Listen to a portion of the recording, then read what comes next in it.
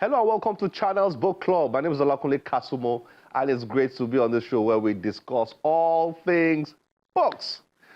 The big news recently, the commissioning of the Presidential Library of Barack Obama. You know, US presidents always set up their presidential libraries after they have left office. It's one of the most popular legacies of US presidents. I wish we had the same culture here in Nigeria, but we don't. The only presidential library in Nigeria is the Olusegun Obasanjo Library. So when the Obama Presidential Library news broke out, I naturally started thinking of Obasanjo Library. And every time I think about Obasanjo Library, I always think about the National Library. You know why? What's the link? During President Obasanjo's tenure, he commissioned his presidential library projects, which was around 2004, 2005, thereabouts. But about the same time, the National Library of Nigeria was also commissioned. That was in 2006. When it was commissioned, the budget for the project was just about 9 billion naira at that time. And the timeline for the project was about 22 months. Fast forward 20 years after, 2026, that library has not yet been commissioned. It has not yet been completed. Let's not even talk about commissioning it. It's still an abandoned project and will certainly cost far, far more than 9 billion naira right now to complete it. We will need a few hundreds of billions to complete that project right now. Just imagine that, 20 years after, projects still uncompleted. Obasanjo's project was completed a few years after and was commissioned, I think, around 2017, thereabout. Yet the National Library project is still uncompleted. How so sad? Well, we will come back to that topic later on, I assure you. That's a very serious topic, so one we would like to discuss, explore extensively. But let's go back to where we stopped. My Life of Duty and Allegiance, the book, the autobiography of General Yakubu Gowon, finally out.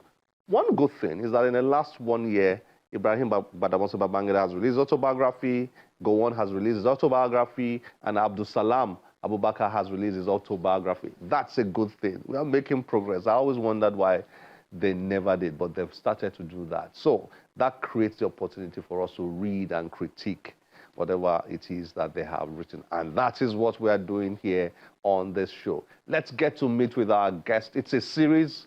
It's a part 2 of the series. Let's get to meet with our reviewers, analysts, you might want to call them, my guests on the show for today, who will be exploring Gowon's autobiography. They are Dele Ogun and Richard Mammah. Let's get to meet with them again and then continue the conversation. Enjoy this.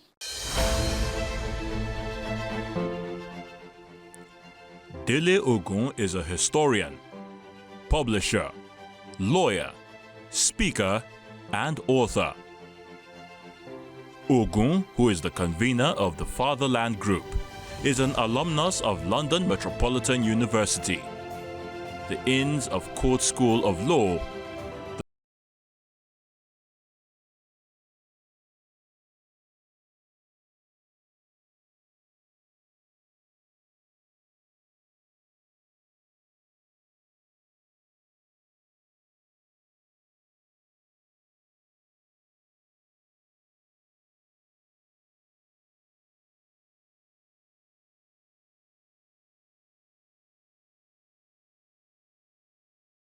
Richard Mammah is the founding president of the Network of Book Clubs and Reading Culture Promoters in Nigeria, NBRP.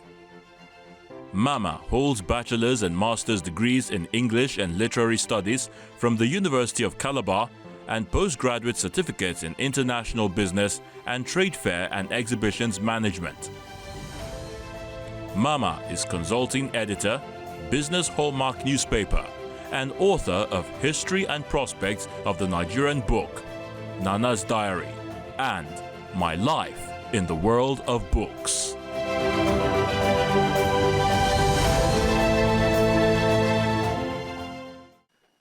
Gentlemen, nice to have you back on Channels Book Club. Great to have you here. Pleasure to be back. Thanks. Thank you. Yeah, so this is part two. We started discussions on this book, My Life of Duty and Allegiance. Between then and now, I learned that the former head of state, General Abdusalam Abubakar, released his own book. You must have heard that. So it's interesting that within the last 1 year, we've had 3 new autobiographies by 3 past leaders of Nigeria. What do you make of that? Dele, what are your thoughts? Well, as we said last week, it's a responsibility that attaches to the office for them to give an account of what they did, why they did it. It's a strange coincidence that they're all doing it at the same time. It looks like it's a concerted action to me. I don't believe in coincidences. I believe somebody is trying to refresh our memories. There you go. There you go again with your conspiracy theories. Always, always, guaranteed, never fail. Never fail.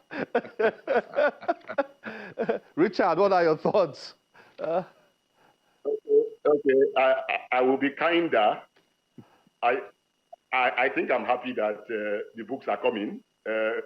It's as if there was a discussion at the Council of State where they said, let's just get it done with. And they began to throw them out, you know. But I think it's important that these books come out because, you know, when a writer writes, the writer does not just write the content, give or take.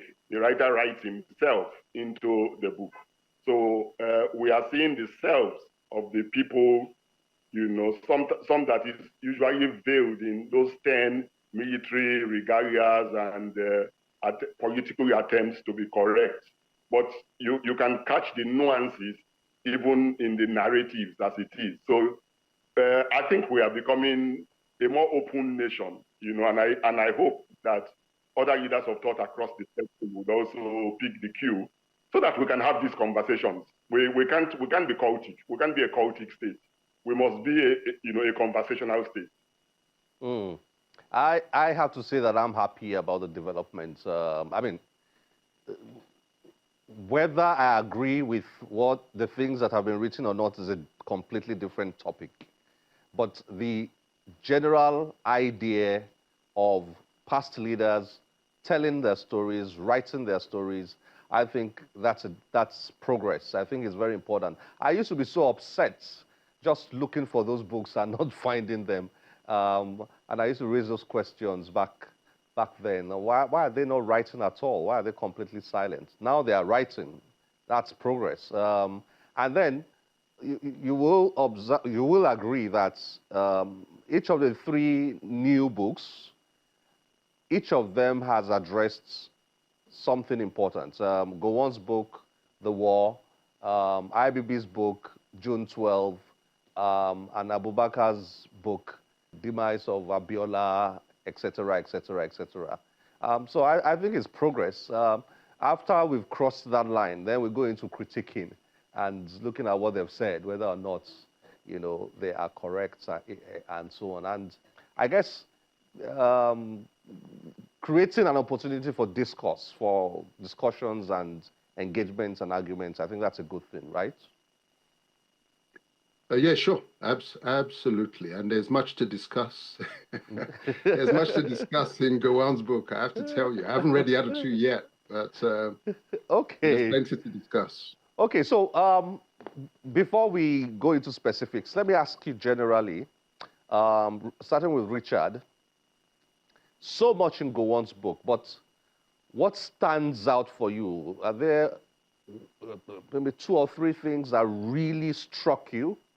There could be aha moments. There could be, confirmation of something you always thought about. There could be big questions, whatever it is. What are those 1, 2, 3 things that really stood out for you in Gowon's book? All right. I think maybe the first one would be the build up to the twin coups of 1966. I think the build up and thereafter, the narrative about what happened. That is the twin coups of 1966, January, and July, in that sense. So I think that would be one of the first, points that stood out for me in the book. Then the second one would be the management of the post July 29, 1966 coup, the issues that arose, consequent upon that, and the fact that it built up now to the fact that they had to go to Aburi in Ghana for a discussion, and the discussion eventually, or the outcome of the discussion, tended to be scuttled. And so we went back to square one, where there was the state of crisis, continued, and unfortunately it was not managed until we got into the civil war. So I think that would be the second point. Of course, the third one would naturally be the civil war and its prosecution, and then its aftermath, in that sense. And of course, for Gowon, importantly, 1975 is an important, date, the date in which he was ousted from office and the circumstances. And interestingly, it starts, from that point, which also says to me that as very important, and that's of the narrative, as very important, because a whole lot of, what follows thereafter, is about trying to validate his tenure in office and what he did and what he did not do and how he was removed and all of those processes and what followed thereafter. And when there was the joke about what did he, live in State House and will go back and get, and when there were also the issues about, the Dimka coup and he's been, pulled into the sequence and all of that. So I think it's a book that covers quite a wide spectrum of activities. It says, quite a lot. And I think I could stop at that point. Yeah, thank you very much. Dele, what for you were the outstanding highlights? What jumped at you? Well, I had said that it was better that he didn't write this autobiography, having left it for 60 years after the event. But I'm grateful that you forced me to read it. And what I can say, to borrow his favorite phrase that he inherited from the colonials, goodness gracious me, because it confirms, and people say I'm always coming up with conspiracy theories. I've always believed that coup, January the 15th coup, that was blamed on the Igbos as an Igbo coup, was a British coup. That's been my main conspiracy theory, and he has confirmed it. How? If you look at page 149 of the book, he tells the story of the last training course that they were sent on. In May 1965, they were sent on this Joint Services Staff College course in Latimer, involving all the forces, the Air Force, the Army, the Navy, and importantly, a handful of civilian bureaucrats, yes, in positions that were central to the administration of the armed forces in a state of crisis, etc. But look at the timing. The course finishes when? December 1965. It started in May, finished in December 1965. And look at the sequence. It's just incredible, the timing. He says that we set sail from Liverpool on the 31st of December, 1965. They arrive in Ghana on 12th of January, yes? And they arrive in Lagos on the 13th. And then he says there were several news reports of the occurrence of coup d'etat in Central and West Africa, one after the other. And then he says, no further evidence was required to deduce that Africa too had caught the bug of serial coup d'etats that had become fashionable around the world about that time. Look at the timing, my people.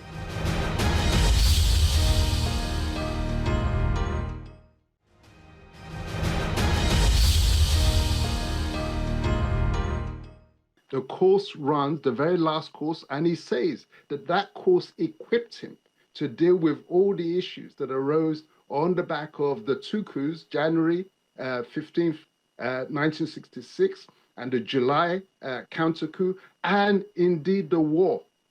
So I'm glad that he wrote it. The evidence that I was looking for has come out. That is a very, very interesting revelation. Okay, before I go to Richard, I need you to clarify for me. What's the connection? Pre-January 1966 coup, he writes about his overseas trip, which you just narrated now, the timing of it, and he arrived just a few days before the January 1966 coup. And so what's the connection? Well, how does that confirm okay, let me explain. That it was a British conspiracy, it was a British design? What's the connection? What's the link? Good question. I assume too much. You see, H.O. Davis, in his book, The Prospects for Democracy in Nigeria, which he wrote on while he was on sabbatical at Harvard, that book anticipated our journey from the parliamentary system to be shut down by military intervention, and we would then come out with the presidential system. So anybody who has knowledge that that book was written in 1960, it was actually published in 1960, but look at the roadmap. Parliamentary system shut down by military intervention, and we'll then go to presidential system. And he pointed out to what had happened in Burma and what had happened in Sudan and Pakistan. We share commonalities with that, the handover from the British. So you've got that. That journey is confirmed by our experience. And then we have the main man come along and tell us in his autobiography that the last course that they were sent on, and notice it wasn't all of them sent. Ojukwu wasn't on this course. He was commanding some division in Kano. The select were on this course, Gowon. And he, in his own words in the book, says that course was the most important course that gave him all that he needed to manage the issues that came out of the two coups and the war. I see your connections. I'm not sure I'm totally convinced yet, though. But I'm eager to hear Richard. Richard, what are your thoughts on this? Do you agree? Does it confirm for you, or you never had that theory before? No, I found that segment of the narrative, interesting and curious at the same time, because remember also that the general had, in the course of the narrative, told us about the discussions on the boat regarding coups. You know that he was being asked directly by fellow travelers on that boat journey, what was going on within the armed forces. I remember and then that. He got a 2 days later, there was this coup. He said initially it was like, no, it can't happen in Nigeria. And then it happened, And even before then, I think this predated even the course itself, he had also narrated about the discussion between Banjo, Ejo, and Ojukwu that he chanced in on. And then he reported the broad details to the British GOC. Without giving him details of the political dynamics that he had already distilled, And then subsequently he talked about speaking with the Attorney General, who told him that, look, that is almost like participating in a coup yourself, okay, in that sense. So I found all of these, jumpy tales, jumpy narratives. So you partially agree with what's going on. You partially agree with Dele then? No, I find the narrative suspicious. Okay, both of you are in the same boat then. Okay. No, I don't find this suspicious at all. I'm grateful that he's come out with that. As I said, I do not believe in coincidences. And when you see a pattern like that, it's just, you have to be, we're not that gullible to say, hold on a moment. Your very last course, and by your own admission, this was critical to managing the issues in the 2 coups and the war. Who else was on that course? What was the syllabus? Okay, both of you have highlighted the parts that stood out for you. That's thanks for that. Let me take us back a bit. While I always enjoy the heavy stuff and the big stories and all that, when I'm reading books like this, I have an eye for what I like to call at times the interesting side gists, that build up the big stories, build up to the big stories and all that. What do you make of what is clearly in this book, what is clearly an indication that there were personal grudges between Ojukwu and Gowon, leading up to Aburi, leading up to the war. I mean personal now, not just the issues that are out there as the reasons for the war. What did you make that observation? Did you observe that a lot? What do you make of it? Richard, let me start with you. Yes, it comes out in the narrative as it later came out in the context of the war effort, that there were indeed issues between both of them. There were issues about seniority, where Gowon tried to, explain that, look, by several indicators, he was the senior, of the two.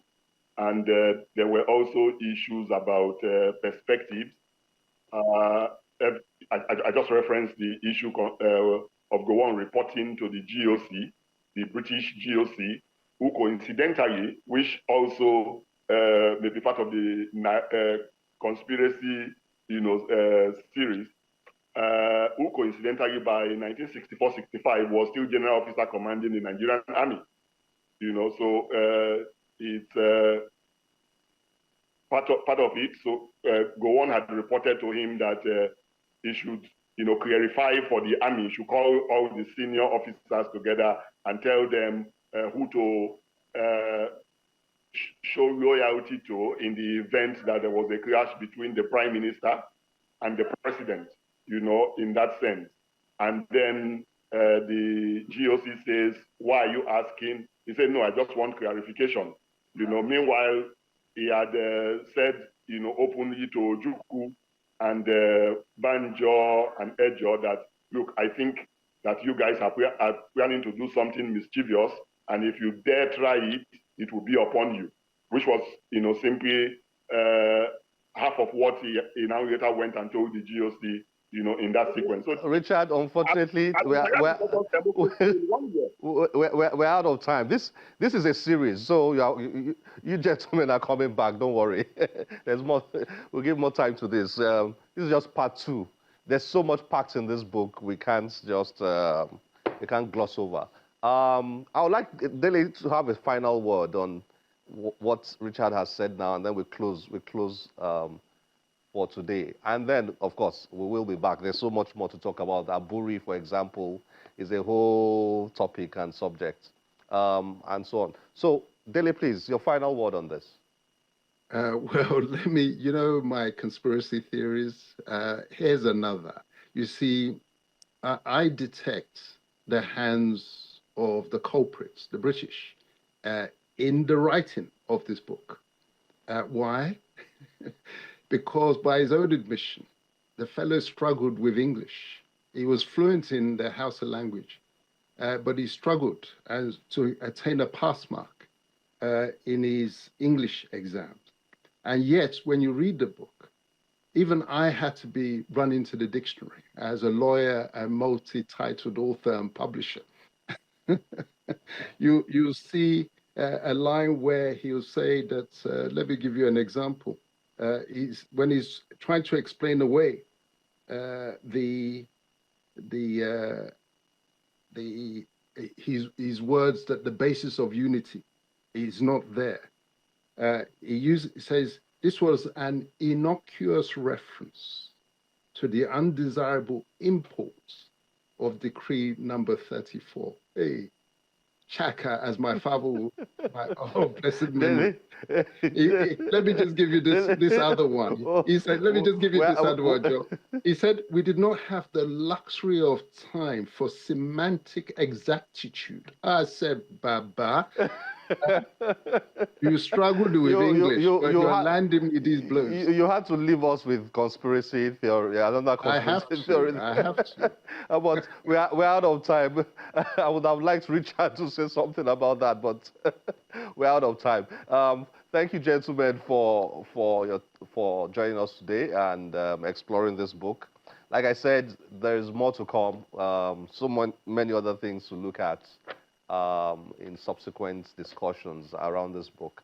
And like I said also earlier, General Abdul Salam's book is out. So maybe that's another one we will explore later on. Well, thank you for joining us on Channels Book Club and reviewing the book, My Life of Duty and Allegiance by Yakubu Gowon. Thank you.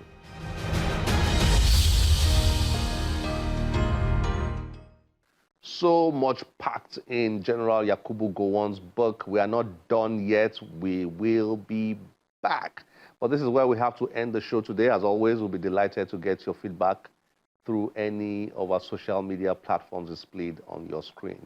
My name is Olakunle Kasumo. Remember, one great book can change your life. Bye-bye.